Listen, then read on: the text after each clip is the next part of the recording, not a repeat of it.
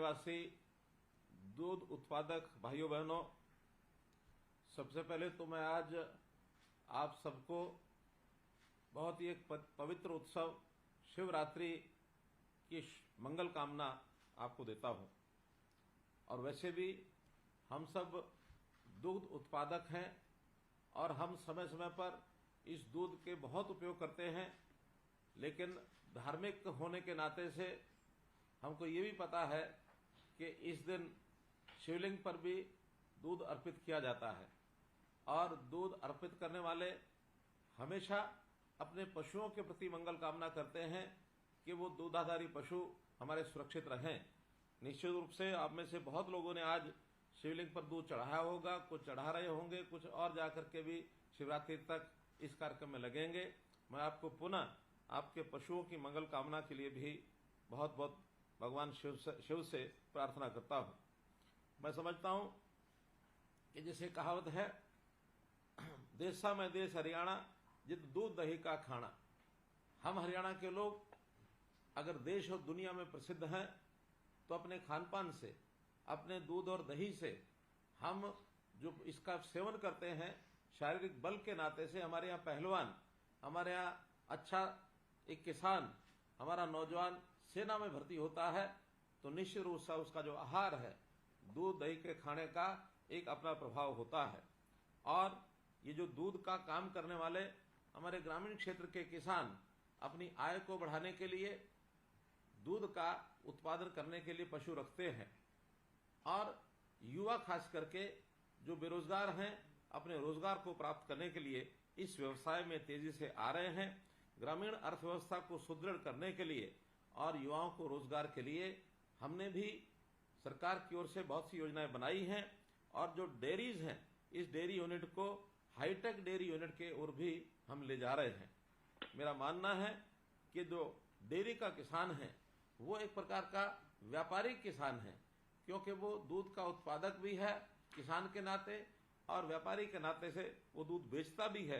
तो इसलिए आज के इस युग में इस दूध के व्यवसाय में जुड़े लोगों को अपने परिवार को पालन करने के लिए बहुत सहयोग हो रहा है।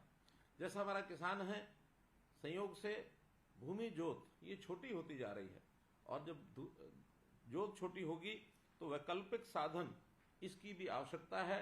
तो उसको तलाशने के लिए अतिरिक्त व्यवसाय के रूप में ये जो दूध उत्पादन का व्यवसाय, ये हमारे किसानों के लिए, ग्रामीण क्षेत्र के युवाओं के लिए, और खास करके जैसा मैंने बताया हाईटेक और मिनी डेयरी, इसका जो उपयोग होगा इससे रोजगार के अवसर उसके बढ़ेंगे। इस योजना के अंतर्गत हम 10 दुधारू पशुओं तक की मिनी डेयरी खोलने के लिए पशु की लागत का 25% सब्सिडी दी जाती है। अनुसूचित जाति के लोगों को रोजगार उपलब्ध कराने के लिए 2 या 3 पशुओं की डेयरी खोलने पर 50% तक भी हम उनको और एक प्रकार से सब्सिडी देते हैं। इसके अलावा 20 या इससे अधिक दुधारू पशुओं की हाईटेक डेयरी स्थापित करने के लिए ब्याज में छूट दी जाती है। वर्तमान सरकार के कार्यकाल में हमने अभी तक 13,244 डेयरियां ये स्थापित कराई हैं। जैसा हम जानते हैं कि डेयरी उद्योग खोलने के लिए जो मुख्य रूप से जिन बातों की आवश्यकता होती है उसमें उच्च कोटि के नस्ल इसके जो पशु हैं इनकी आवश्यकता रहती है। दूध यानी डेयरी इकाई स्थापित करने के लिए हमको पूंजी की भी आवश्यकता होती है। दूध की खरीद और प्रोसेसिंग की व्यवस्था समुचित हो इसकी आवश्यकता रहती है। पशु बीमार हो उसके इलाज के लिए पशु चिकित्सा की सुविधाएं और अनुसंधान ये भी आवश्यकता होती है। और इन सबसे ऊपर कभी अकस्मात कोई दुर्घटना हो जाए, हमारा पशु मानो कहीं हानि हो जाए, तो उस हानि की पूर्ति के लिए बीमा योजना इसकी भी आवश्यकता होती है। हरियाणा की डेयरी इकाइयों की सफलता के लिए हमने इन सब बातों की सुविधाएं ये उपलब्ध कराई हैं। मित्रों, हमारे यहाँ भैंसों के नाते से जैसा हम देखते हैं उसकी नस्ल, मुर्रा नस्ल की जो भैंस है वो सामान्यतः अच्छी मात्रा में पाली जाती है, दूध भी अच्छा देती है, ये बहुत प्रसिद्ध है। हरियाणा नस्ल की गाय की अपनी अलग पहचान है। इसके अलावा राठी, साहिवाल और गिर गाय को भी हरियाणा में पाला जाता है। हमारी देसी नस्ल के पशुधन की खासियत है कि कई प्रतिकूल परिस्थितियों में ही ये उनका सामना कर लेती है और सुरक्षित रहती है। पशुपालन के लिए जो पूंजी की आवश्यकता होती है, तो उस पूंजी की आवश्यकता को भी पूरा करने के लिए हमने बैंकों से योजना बनाई है और इसके लिए विशेष योजना में पशुपालन किसान क्रेडिट कार्ड इस योजना को शुरू किया है। और इस पशुपालन क्रेडिट कार्ड के अंतर्गत गाय, भैंस, भेड़, बकरी और सूअर पालन के लिए हम उनका यानी पशुपालन किसान क्रेडिट कार्ड का उपयोग करते हैं। अभी तक 1,60,000 रुपये का जो ऋण है इस कार्ड पर मिलता है बिना किसी कोलेटरल सिक्योरिटी के, और पर्याप्त मात्रा में किसानों को इसका लाभ हुआ है। 1,54,000 पशुधन किसान क्रेडिट कार्ड बैंकों द्वारा स्वीकृत किए गए हैं और इसके लिए लगातार इस काम को आगे बढ़ाने के लिए भी हम सबसे अपील करते हैं, बैंकों से ऋण की सुविधा मिले इसकी भी बातचीत हम करते हैं ताकि किसी को ऋण लेने में कोई दिक्कत ना आए। मित्रों, भाइयों बहनों, हम जानते हैं कि इसकी हमारे दूध के उत्पादों की बिक्री के लिए यानी एक प्रकार से सहकारी आंदोलन, इसकी भी बहुत बड़ी भूमिका है। अपने यहाँ जैसे वीटा का उदाहरण हम लेते हैं तो वीटा इसके प्रोडक्ट सहकारी आंदोलन में से ही निकल करके आगे बढ़े हैं। अगर हम बड़ा उदाहरण लेते हैं तो अमूल जैसा एक जो ब्रांड है ये देश और दुनिया में कितना तेज गति से फैला है, तो इस अमूल के ब्रांड का उदाहरण भी हमारे सामने है। ये भी एक सफल प्रयोग है। हरियाणा सहकारी विभाग ने एक योजना बनाई है सांझी डेयरी। सांझी डेयरी का अर्थ है कि बहुत से ऐसे पशुपालन का व्यवसाय करना चाहते हैं लेकिन घर में उनके पास जगह नहीं होती है पशु बांधने की, तो ऐसे गांव-गांव में हम इस प्रकार के जैसे गुजरात में पशु हॉस्टल बनाए गए हैं, ऐसे हम साझा डेयरी का प्रयोग करेंगे ताकि किसान एक ही स्थान पर, जो हमारे पशुपालक हैं, एक ही स्थान पर जो कॉमन जगह होगी सरकार द्वारा उपलब्ध कराई जाएगी, उसमें कोऑपरेटिव तरीके से उसका उपयोग करेंगे और अपना व्यवसाय जो है चला पाएंगे। हमारी सहकारी दूध समितियां, इनका भी जाल बिछा है, जो गांव-गांव में जाकर के दूध खरीद करते हैं। 3300 के लगभग सहकारी दूध समितियां प्रदेश में हैं जो दूध की प्रोसेसिंग के लिए 6 मिल्क प्लांट के लिए दूध प्रोसेसिंग की क्षमता जिसकी 9 लाख लीटर है, इतना दूध प्राप्त करते हैं। हम लोगों ने जो दूध उत्पादक हैं उनके देखा है कि उनके लिए बाजार, बहुत बड़ा बाजार, दिल्ली का बाजार भी उपलब्ध है। हजारों की संख्या में प्रतिदिन लोग जो हैं दूध लेकर दिल्ली की मार्केट में जाते हैं और वहां बेच करके आते हैं। ये दूध उत्पादन अधिक कैसे बढ़े, इसके लिए हमने विशेष प्रोत्साहन योजना बनाई है। सहकारी दुग्ध समितियों का जो दुग्ध उत्पादक हैं उनको 5 रुपया प्रति लीटर ये प्रोत्साहन राशि भी दी जाती है और इसका बहुत लाभ हमारे दुग्ध उत्पादकों को होता है। दुग्ध उत्पादक के परिवारों की खुशहाली, इसका भी ध्यान रखते हैं। उनके बच्चों के लिए शिक्षा के अंदर जो 8वीं, 10वीं और 12वीं कक्षा में पढ़ते हैं और अच्छे अंक प्राप्त करते हैं, उनको मासिक छात्रवृत्ति 10वीं के बालकों के लिए 2100 रुपया और 12वीं के बालकों के लिए 5100 रुपये की छात्रवृत्ति ये दी जाती है। इस योजना के अंतर्गत 5140 दुग्ध उत्पादकों के बच्चों को 1,86,00,000 रुपए की छात्रवृत्ति ये अभी तक दी जा चुकी है। हम सब ये भी जानते हैं कि दूधारू पशु, इसकी जो कीमत है ये बहुत अधिक होती है, लेकिन अकस्मात किसी दुर्घटना के कारण से यदि किसी पशु की मृत्यु हो जाए तो उसका नुकसान होता है। इस नुकसान की भरपाई के लिए भी पंडित दीनदयाल उपाध्याय सामूहिक पशुधन बीमा योजना ये हमने शुरू की है। कोई भी पशुपालक अपने पशु का दुग्ध उत्पादन क्षमता अनुसार 100 से 300 रुपया और छोटे पशु का 25 रुपया प्रीमियम देकर बीमा करवा सकता है। अनुसूचित जाति के पशुपालकों के लिए ये बीमा की राशि, जो उसके लिए शुल्क की राशि ये 0 है, अर्थात बीमा मुफ्त में कराया जाता है। अभी तक 8,52,000 ऐसे पशुओं का बीमा ये किया गया है। मेरा आपसे अनुरोध है कि आप भी सब जो भी पशु खरीदते हैं उस पशु का बीमा अवश्य कराएं। इसी प्रकार से जो हमारे सहकारी दुग्ध समितियों के पशु, जो हमारे दुग्ध उत्पादक बंधु हैं, अगर किसी दुर्घटना में मानो उनका नुकसान कोई हो जाए, मृत्यु हो जाए, तो उसके लिए भी हम 5 लाख रुपया एक बीमा राशि उसको मिलती थी, अब उसको बढ़ा करके हमने 10 लाख रुपया कर दिया है। इस योजना के अंतर्गत भी बहुत लोगों को लाभ मिला है। लगभग 3 करोड़ 10 लाख रुपए का लाभ ये दिया जा चुका है। मित्रों, हम तो यही कहेंगे कि पशु जो है, हमारा जो दूध देता है, ये हमारे लिए एक हमारे परिवार का जैसे एक सदस्य होता है, उस प्रकार से हम अपने पशु को रखते हैं, उसकी देखभाल करते हैं। विदेशों में भले ही दूध क्रांति में दूध बहुत ज्यादा हो जाता है, लेकिन वहां पशु को एक दूध देने वाली मशीन से ज्यादा कुछ नहीं समझा जाता।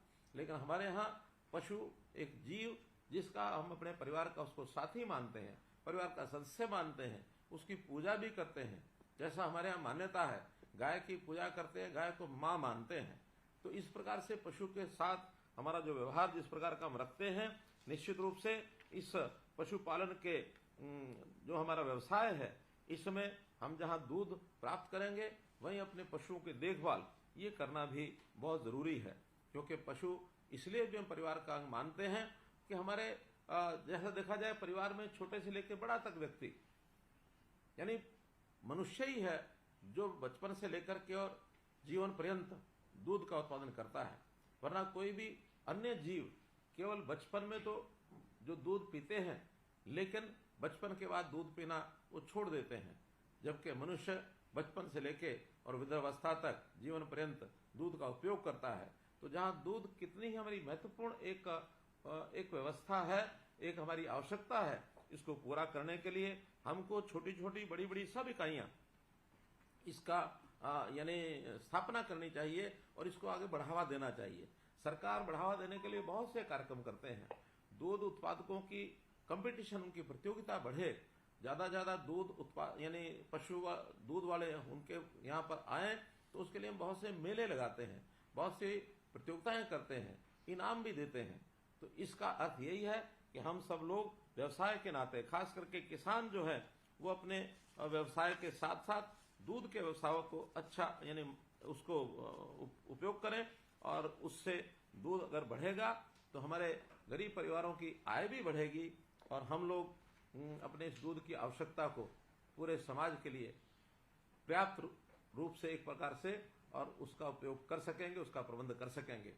वैसे हमारे प्रदेश की दूध की जो उत्पादन क्षमता है, आसपास के सभी राज्यों में मैं समझता हूं हम दूसरे तीसरे स्थान पर हैं, लेकिन हम प्रयत्न करके कैसे प्रथम स्थान पर आए इसकी ओर भी आगे बढ़ने के लिए आप और हम सब मिल करके इस काम को करेंगे। मित्रों, हमने छोटी जो डेयरी है और खास करके देसी नस्ल, इसको बढ़ाने के लिए गौ संवर्धन की दृष्टि से भी 3 से 5 गांव की डेयरी लगाने वाले पशुपालकों को 50% का अनुदान अलग से देने की नई योजना भी बनाई है। और इसके अतिरिक्त जिन परिवारों की आय बहुत कम है, ऐसे परिवारों को अलग से मुख्यमंत्री अंत्योदय परिवार योजना के अंतर्गत कैंप लगा करके उनको बुलाया जाता है और उनसे इस योजना के अंतर्गत वो लोग आगे बढ़ें, तो इस विभाग की ओर से योजना का लाभ दिलाने के लिए भी प्रयत्न किए जाते हैं। अभी तक 60,000 के आसपास ऐसे युवक हैं जिन्होंने इस योजना को प्राप्त करने के लिए और स्वीकृति दी है। हम लोगों ने उनके नाम बैंकों में भेजे हैं। 20,000 से अधिक आवेदकों को रोजगार के लिए ऋण मिल भी चुका है। तो इस प्रकार से हर दृष्टि से हम लोग इन चीजों को आगे बढ़ाने के लिए और कोई ना कोई कार्यक्रम आगे चला रहे हैं। आप भी कोई ना कोई अच्छा सुझाव हमको दे सकते हैं। अच्छा सुझाव देने के लिए खास करके पशुपालन विभाग की ओर से एक नंबर जारी किया गया है, आप उसको नोट करना चाहें कर लें। उसका जो नंबर है 9500112261। पुनः बोल रहा हूं 9500112261। यह एक दूरभाष का एक नंबर है। इस पर हम अपनी बात बता सकते हैं, कोई सुझाव दे सकते हैं, आपकी कोई कठिनाई हो इसके से भी अवगत करा सकते हैं। दूध की बनी वस्तुएं ये तो हमारे यहाँ बहुत एक से एक बढ़कर के पूरे हरियाणा में अलग अलग स्थानों पर हम जैसे देखते हैं बहुत मशहूर चीजें हैं। खास करके मैं नाम लेना चाहूंगा, हाँसी के पेड़े सर्वदूर प्रसिद्ध हैं। रेवाड़ी की बर्फी दूर दूर तो भेजी जाती है, भले ही दूध से बनी नहीं है, लेकिन गोहाना का जलेब ये भी स्वादिष्ट आइटम के नाते से दुनिया में प्रसिद्ध हो चुका है। तो ऐसे अच्छे अच्छे उत्पाद ये हम अपने घरों में भी बना सकते हैं। एक विशेष बात जो इसमें बहुत प्रसन्नता का विषय हमको लगता है कि घरों के अंदर हमारे यहाँ बहनें, माताएं, हमारी बेटियां, वो भी पशुपालन के काम में बहुत अग्रणी रहती हैं। उसका पशु के पालन में सहायता करना, उसका दूध निकालना और बाद में उस दूध से जो प्रोडक्ट बनते हैं, घर के अंदर घी बनाते हैं, दही होती है, लस्सी होती है, ऐसे उत्पाद भी जो बनाते हैं उसका भी अपने आप में एक इस अर्थव्यवस्था को बढ़ाने में योगदान होता है। हम लोग अपने छोटे बड़े उद्योग के नाते से भी वैल्यू एडिशन करने का काम भी कर सकते हैं। आखिर दूध से बनी चीजें, पनीर है, मक्खन है, मिठाई आदि, ये बना करके हम छोटी छोटी मार्केट, कोई दूध उत्पादनों के संगठन ये भी बना सकते हैं। जैसे हमने किसान उत्पादक संगठन बनाए हुए हैं, इसी प्रकार से दुग्ध उत्पादक संगठन ये बना करके भी और अपने उत्पाद की ब्रांडिंग करके हम बेचेंगे तो उसके अंदर वैल्यू एडिशन का काम भी होगा। मित्रों, जैसे हम गाय के दूध के अलावा जो पंचगव्य है, अर्थात गौ का गोबर भी है, गौ का मूत्र भी है, ये चीजें भी औषधि में भी काम आती हैं और जैविक खाद इस नाते से इसका उपयोग होता है। तो गाय के इन चीजों का उपयोग अब उत्तरोत्तर बढ़ता चला जा रहा है, क्योंकि हम रासायनिक खाद की बजाय जैविक खाद का उपयोग खेतों में कर रहे हैं, प्राकृतिक खेती कर रहे हैं, उसमें भी हमारे पशुओं का अपना एक उपयोग होता है। एक विषय की चर्चा अवश्य करना चाहूंगा कि अभी इसी सप्ताह, पिछले सप्ताह